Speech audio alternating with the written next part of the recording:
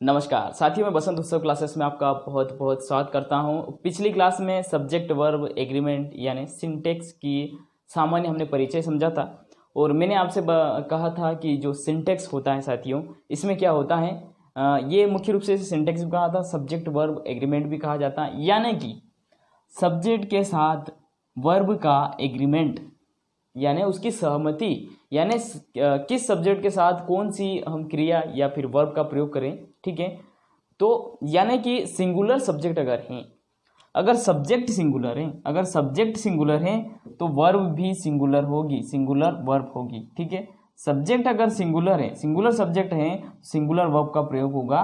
और प्लूरल, अगर plural subject हैं तो प्लूरल वर्ब का प्रयोग होगा। और प्लूरल वर्ब कौन सी होती है, सिंगुलर वर्ब कौन सी होती है, वो अपनों ने पिछली क्लास में बात कर ली है। ठीक है, अगर आपने वो क्लास नहीं देखी तो आप ज़रूर उस क्लास को देखिएगा, तभी आपको पूरी बात आगे की समझ में आएगी। ठीक है, बिल्कुल कीवर्ड से हम चलने वाले हैं और आज हम इसके रूल्स की ओर बढ़ते हैं। ठीक है, कि कौन कौन से रूल जो हैं सिंटेक्स में होते हैं और उन रूल में हम इस प्रकार से इस इंग्लिश ग्रामर को सीखेंगे कि हमें देखते ही पता चल जाएगा एक कीवर्ड के माध्यम से कि हम कौन सी वर्ब का प्रयोग यहाँ पे करना है। यानी कि हमें सिंटेक्स में केवल हमें ध्यान रखना है तो वे रखना है सब्जेक्ट कौन सा है और वर्ब कौन सी है, यानी कि हमें सब्जेक्ट और वर्ब की पहचान करना है। ठीक है, यही चीज़ हमें रखना है। लेकिन दिक्कत ये आ जाती है कि सब्जेक्ट को इतना घुमा के दे दिया जाता है कि उसमें पता ही नहीं चलता कि सब्जेक्ट कौन सा है। ठीक है, तो फिर हमें ये समझने के लिए अलग बहुत सारे उदाहरण प्रयुक्त करने होंगे, उसके साथ प्रैक्टिस सेट भी हमें साथ में रखने पड़ेंगे। प्रीवियस पेपर के आप वो देख सकते हो क्वेश्चन, उसमें भी आपको देखने को मिल जाएंगे। अब पहले रूल की ओर बढ़ते हैं। इसका जो पहला रूल है वह क्या है, एंड से जुड़े दो नाउन राम एंड श्याम हमेशा क्या होते हैं, प्लूरल। ठीक है, एंड से जुड़े यानी कि प्लूरल यानी बहुवचन, यानी एंड से जुड़े दो व्यक्ति का अगर नाम आ रहा है तो वो दो व्यक्ति होगा यानी कि प्लूरल होगा। लेकिन अगर पेयर वर्ड हो, ठीक है, एक समूह उसका बनता हो, पेयर बनता हो, ठीक है, परंतु पेयर वर्ड होते हैं तो सिंगुलर होगा, तो सब्जेक्ट क्या होगा, अगर पेयर वर्ड हैं तो सब्जेक्ट क्या होगा, हमेशा सिंगुलर होगा। ठीक है, अगर सब्जेक्ट सिंगुलर है तो फिर हम वर्ब का कैसा प्रयोग करेंगे, सिंगुलर वर्ब का प्रयोग करेंगे। ये सारे जो वर्ड मैंने यहाँ पे लिखे ये सभी पेयर हैं। ठीक है, एक दूसरे के पूरक हैं, एक दूसरे के पेयर, यानी इसको एक ही माना जाता है। ठीक है, जैसे कि इसको बिल्कुल याद कर लीजिएगा आप और साथ ही नोट कर सकते हो, टी एंड टोस्ट। ठीक है, अब चाय के साथ टोस्ट वाली बात हो रही है, टी एंड टोस्ट यानी एक पेयर है, तो इसको अलग अलग नहीं गिनेंगे, इनको बहुवचन यानी सिंगुलर में नहीं रखेंगे, इनको प्लूरल में रखेंगे। हार्ट एंड सोल, ठीक है, bread and butter, bread and butter ये भी पेयर हैं। Age and experience, age and experience ये भी पेयर हैं। राइस एंड करी एक पेयर हैं। हमर एंड सिकल, ठीक है, ये क्या है, हथौड़ा और ये चीनी जिसके हम कहते हैं। हॉर्स एंड कैरेज, घोड़ा गाड़ी जिसे हम बोलते हैं, तो ये पूरा एक पेयर है, घोड़ा अलग गाड़ी अलग ऐसा नहीं है। इसमें क्या है, इन वर्डों में क्या है, पेयर बन रहा है, यानी कि हम उसको एक साथ प्रयुक्त करते हैं, इसलिए उसको हमेशा उसको सिंगुलर माना जाता है। बिल्कुल ध्यान रखिएगा, ध्यान से पढ़िए आप बिल्कुल। हॉर्स एंड कैरेज हो गया। अब कमिंग एंड गोइंग दोनों शब्द एक साथ अगर यूज किए हुए हैं, गोइंग एंड कमिंग, तो ये भी एक पेयर है, इसके साथ भी सिंगुलर वर्ब का प्रयोग होगा। स्लो एंड स्टेडी, ठीक है, उसके बाद है ट्रुथ एंड ऑनेस्टी, फिर है राइज एंड फॉल, ठीक है, उतार चढ़ाव जिसे हम कह सकते हैं। तो ये सारे वर्ड्स जो आप देख पा रहे हो ये सभी पेयर में यूज होते हैं। एक बार और पढ़ देता हूं मैं, tea and toast, heart and soul, bread and butter, age and experience, rice and curry, और hammer and sickle, horse and garage, coming and going, slow and steady, truth and honesty and rise and fall. ठीक है, अब इनके जैसे कि एक उदाहरण मैं आपके सामने लिखने का प्रयास करता हूं, जैसे कि यहाँ पे लिख रहा हूं मैं, पहला आप जैसे कि उदाहरण एग्जाम्पल, ठीक है, एग्जाम्पल करके मैं आपके सामने पेश कर रहा हूं। Bread and butter, bread and butter is आएगा या आर आएगा, गुड फूड। ठीक है, ये मैंने आपके सामने एक उदाहरण रखा है, एक एग्जाम्पल रखा है कि bread and butter is are आएगा, इज आएगा या आर आएगा, ठीक है, इज आएगा या आर आएगा, गुड फूड, ठीक है, ब्रेड एंड बटर की हम बात कर रहे हैं। अब साथियों ये आपको पता है, हमने पढ़ लिया है कि ब्रेड एंड बटर एक पेयर बन रहा है, एक पेयर बन रहा है, इसको हम प्लूरल ट्रीट नहीं करेंगे, इसको सिंगुलर करेंगे। तो यहाँ पे आप देखिए आर क्या है, आर क्या है, आर प्लूरल वर्ब है, लेकिन इज क्या है, सिंगुलर वर्ब है, इसलिए इज का प्रयोग करेंगे, bread and butter is good food.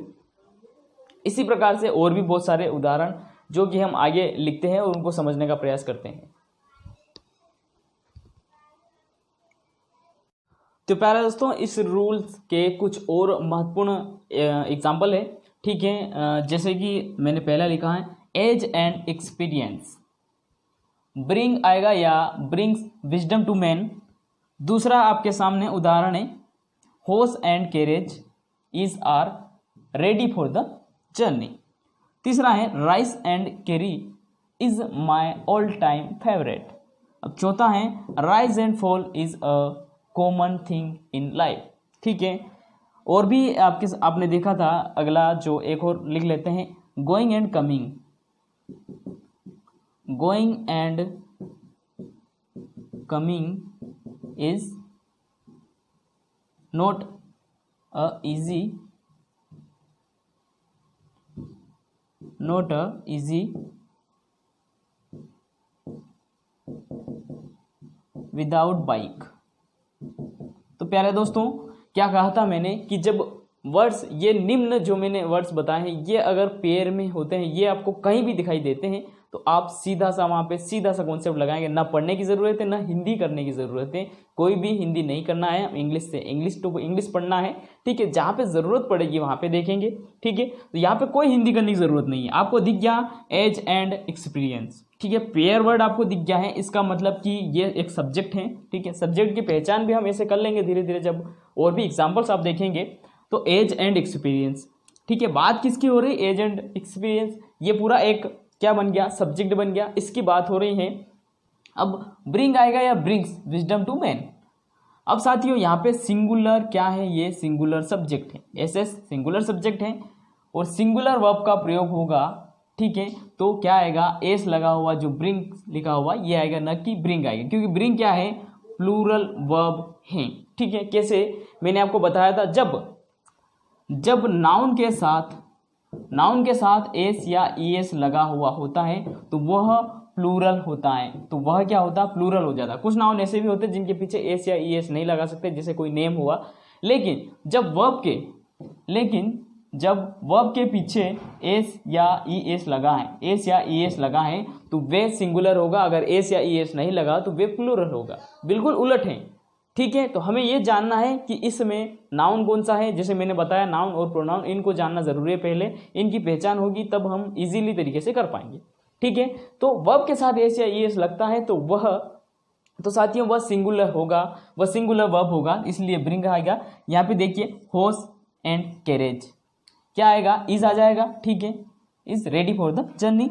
Rise and carry क्या होगा, इज आ गया, ये है वर्ब आपकी, ठीक है, जो कि पहले ही वीडियो में बात कर चुके हैं। राइज एंड फॉल क्या है, इज आ गया है, बिल्कुल राइट है। इसलिए एरर में आपको दे देगा, यहाँ पे एरर देने के लिए आर दे देगा आपको, ठीक है, इज और आर दे देगा, तो आप यहाँ पे कंफ्यूज होने की कोई जरूरत नहीं है अगर आपको ये दिखता है। गोइंग एंड कमिंग तो यहाँ पे इज आ गया है, तो ये इस प्रकार से ये कुछ इंपॉर्टेंट उदाहरण थे जो कि उससे संबंधित थे।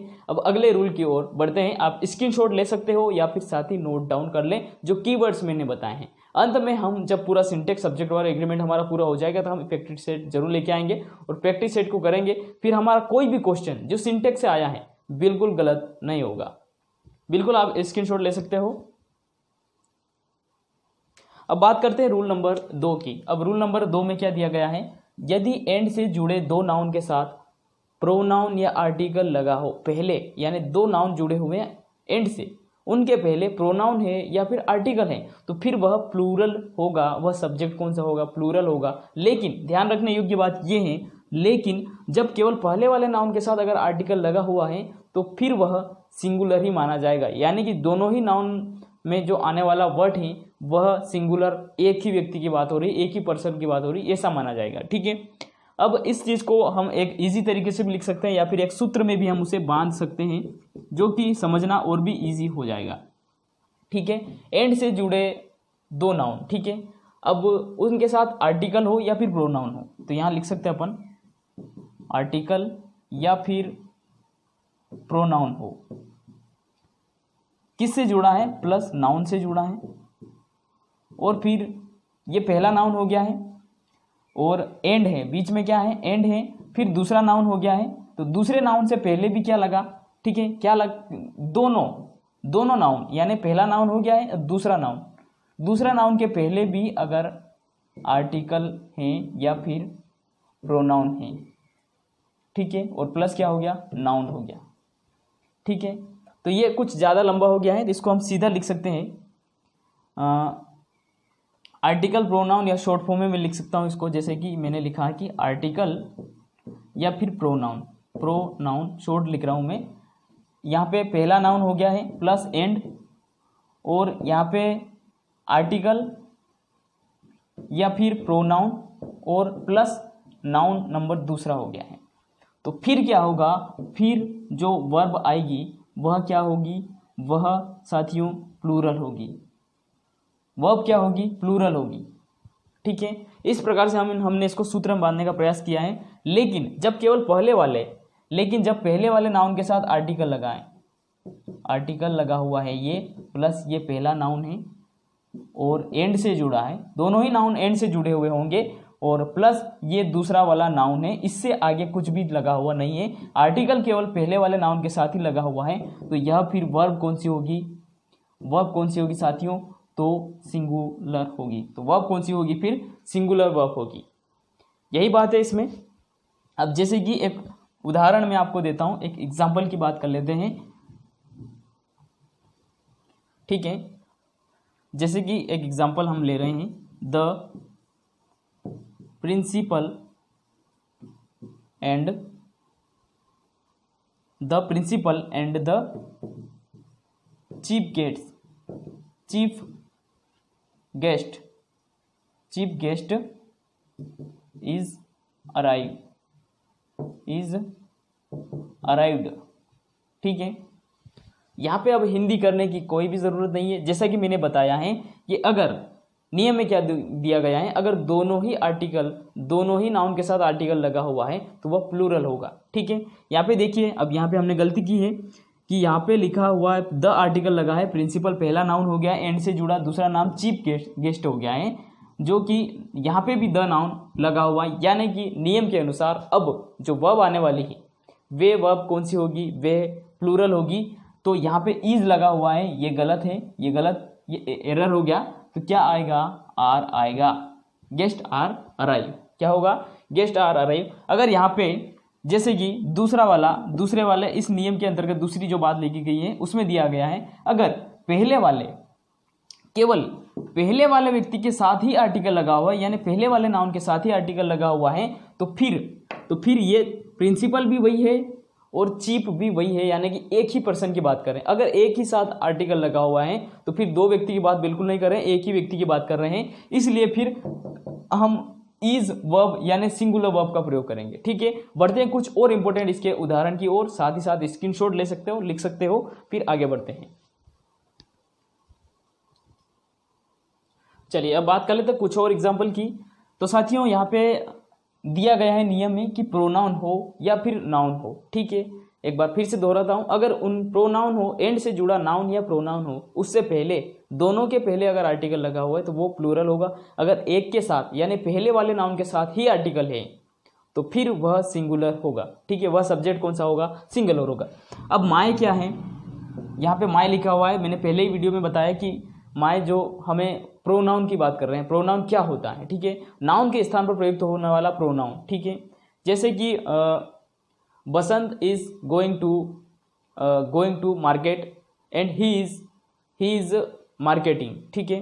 ही जो मैंने शब्द यूज किया, ही वर्ड जो यूज किया वो किसके लिए यूज किया? बसंत के लिए। यानी कि ही जो है वह क्या है? वो प्रोनाउन है, यानी कि नाउन के स्थान पर प्रयुक्त किया गया, ठीक है। तो वे क्या होता है? प्रोनाउन होता है। यहाँ पे माय जो प्रयुक्त किया गया है ये एक प्रोनाउन के सेंस में यूज किया गया है। तो my friend and my brother, यानी दोनों के साथ, दोनों नाउन के साथ फ्रेंड एंड ब्रदर क्या है, नाउन हो गए, ठीक है। दोनों के साथ क्या जुड़ा, प्रोनाउन जुड़ा है, इसलिए क्या होगा, ये प्लूरल होगा, इसके साथ एस आएगा या आर आएगा, तो प्लूरल वर्ब कौन सी होगी साथियों, आर होगी, इसलिए आर सही होगा, इज गलत होगा, ठीक है। अब दूसरे में देखिए आप, अ poet and a novelist has आएगा, हैव आएगा, कम टू मीट यू, ठीक है। तो ये क्या है, ये भी आर्टिकल लगा हुआ है, तो पोइट के साथ पहला नाउन हो गया और दूसरा नाउन हो गया नॉवेलिस्ट हो गया, दोनों के पहले आर्टिकल लगा हुआ। अगर एक के साथ आर्टिकल लगा, यहाँ पे केवल माय फ्रेंड के साथ ही लगा हुआ, तो यहाँ पे इस का प्रयोग करते। इसी प्रकार यहाँ पे केवल पोइट के साथ ही अगर आर्टिकल ए का प्रयोग होता, तो फिर यहाँ पे हम हैज का प्रयोग करते, यहाँ पे प्लूरल वर्ब हैव आएगी, ठीक है। अ black and a white horse, was आएगा, वर आएगा, रनिंग अलोंग द रोड, ठीक है। यहाँ पे देखिए ब्लैक क्या है, नाउन, पहला नाउन हो गया, और वाइट दूसरा नाउन हो गया, दोनों ही नाउन से पहले आर्टिकल लगा हुआ है, यानी कि ये जो सब्जेक्ट बना है ये प्लूरल सब्जेक्ट बन गया है। प्लूरल सब्जेक्ट के साथ हम प्लूरल वर्ब का प्रयोग करेंगे, तो वर जो है ये प्लूरल वर्ब होगी, ठीक है, प्लूरल वर्ब होगी। और वोज क्या है, सिंगुलर वर्ब है। अगर यहाँ पे ये वाला ए नहीं, यहाँ पे आर्टिकल दूसरे वाले नाउन के साथ नहीं होता, तो फिर हम वोज का प्रयोग करते हैं। ये बात आप बिल्कुल समझ गए होंगे, ठीक है। तो प्यारे साथियों आप स्क्रीनशॉट ले लीजिए, फिर आगे मैं बताता हूं आपको।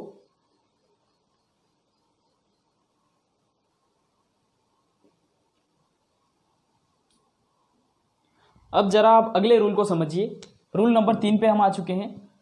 एंड से जुड़े दो नाउन से पहले इच या एवरी आता है, या फिर एंड से जुड़े दोनों नाउन के साथ इच या एवरी हैं, तो फिर वह सिंगुलर होगा। इच या एवरी का मतलब होता है हर एक, जैसे कि बहुत सारे लोग हैं, ठीक है, बहुत सारे लोग हैं, कहा गया है कि हर एक को आप प्रसाद बांट दीजिए, ठीक है, हर एक को आप प्रसाद बांट दीजिए, तो हम इच या एवरी शब्द का वहाँ पे प्रयोग करेंगे।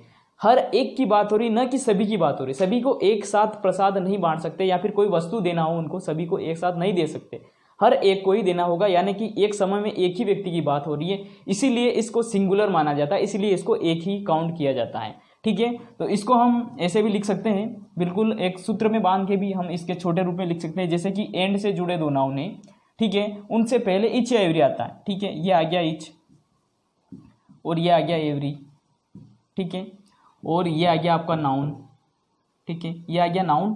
और नाउन किससे जुड़ा है, दोनों नाउन किससे जुड़े, एंड से जुड़े हैं, ठीक है, और पीछे फिर इच आ गया या एवरी आ गया, या एवरी आ गया है। तो फिर आपकी जो वर्ब होगी, वर्ब क्या होगी, वर्ब सिंगुलर होगी, वर्ब क्या होगी, सिंगुलर होगी। अगर ऐसा हुआ, या फिर ऐसा हुआ कि केवल पहले वाले नाउन के साथ ही इच या एवरी लगा हुआ है, दूसरे वाले नाउन के साथ नहीं लगा हुआ है, फिर भी एक ही व्यक्ति की बात हो रही है, फिर भी आपका जो वर्ब होगी वह सिंगुलर ही होगी, ठीक है। जैसे कि एवरी, जैसे कि एग्जाम्पल की बात कर लेते हैं हम, एग्जाम्पल की बात करें, जैसे कि एवरी बॉय एंड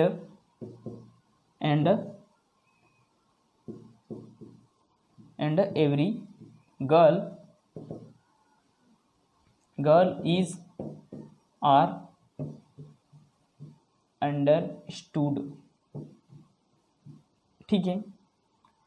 ये वाला आप एग्जाम्पल देखिए, ये बॉय क्या है, एक नाउन है, यहाँ पे गर्ल क्या है, एक नाउन है, दोनों नाउन से पहले एवरी शब्द का प्रयोग किया। हर एक लड़के की बात हो रही है और हर एक लड़की की बात हो रही है, वो क्या कर रहे हैं, वो समझ गए हैं, ठीक है, अंडरस्टूड यानी समझ गए हैं। यहाँ पे क्या है दोस्तों, नियम में क्या दिया हुआ है, अगर एवरी और ईच आता है यानी कि हर एक की बात कर रहे हैं, अगर उसकी हिंदी पे जाए तो हर एक, ठीक है, तो हर एक की मतलब एक ही पर्सन की बात एक समय में हो रही है, इसलिए सिंगुलर वर्ब का प्रयोग होगा, यानी कि इज आएगा, न कि आर आएगा, आपका इज सही होगा, ठीक है। जैसे कि अगर ऐसा आ जाता है, each boy and girl, each boy and girl is are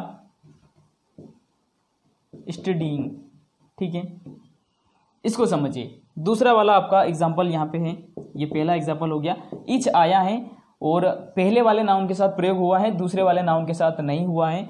etch यानी कि ये इसका जो सेंस होगा वो दोनों में लागू हो रहा है, गर्ल में भी हो रहा है, बॉयज में भी हो रहा है, इसलिए हम एक ही काउंट करेंगे, यानी कि सिंगुलर सब्जेक्ट बन रहा है। ठीक है, हर एक बॉयज और हर एक बॉय और हर एक गर्ल की बात हो रही है, वो क्या कर रहे हैं, पढ़ाई कर रहे हैं। तो क्या होगी आपकी वर्ब कौन सी होगी, यानी कि सिंटेक्स सब्जेक्ट वर्ब एग्रीमेंट का मतलब ये होता है कि जैसा सब्जेक्ट होगा वैसी ही वर्ब होगी।